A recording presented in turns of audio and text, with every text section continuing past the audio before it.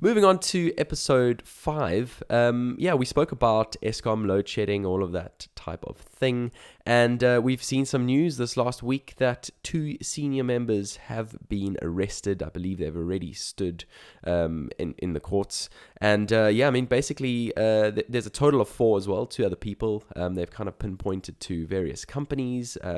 There's been a gross manipulation of contracts relating to the construction of 2 new power stations. I've even heard of there having been mentions of this on Carte Blanche a few years back.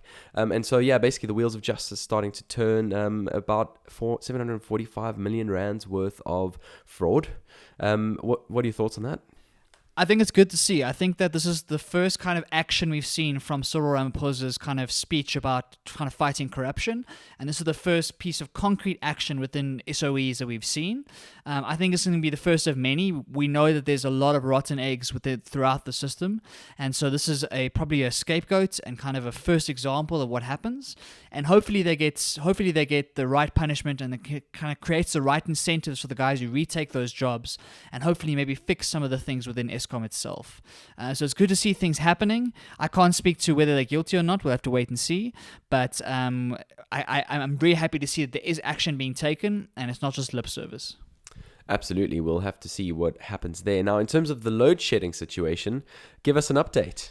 I'm very happy to report that everything's back to normal. It's very, very strange. It can go from stage 6, like in a week, and then the next day everything's normal and everyone's forgotten about it. So no one's talking about it anymore. It's not in the news. It's one of those things where once everything's working fine, then it's just old news and we move on with our lives. So as South Africans do, we get very angry for very short periods of time, and then when everything goes fine again, we're all good. So I'm hoping that throughout Christmas we won't have any issues.